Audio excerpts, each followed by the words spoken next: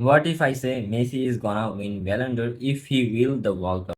এখন সবাই অনেকেই বলতে পারবে ভাই ওয়ার্ল্ড কাপটা কি ডিফাইন করেন, ঠিক আছে?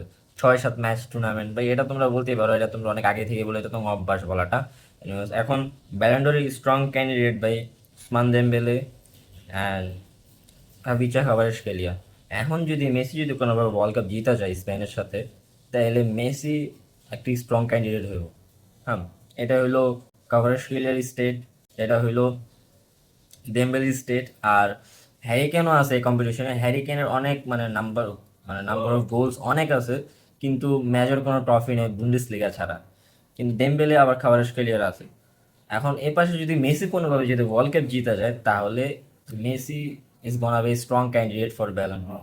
এখন এটা মানে কীভাবে স্ট্রং ক্যান্ডিডেট হয় ব্যালন ডোর, একটা ওয়ার্ল্ড কাপ কীভাবে ডিফাইন করতে পারে, এটা তুমি আমাদের যে ফিনোমিনাল রোনালদো আছে, রোনালদো নাজারিও, ওর স্টেটটা দেখলে বুঝতে পারবা যে অ্যাকচুয়ালি একটা ওয়ার্ল্ড কাপ কতটা ইফেক্টিভ হইতে পারে একটা ক্যারিয়ারের জন্য, একটা ব্যালেন্ডিয়ারের জন্য।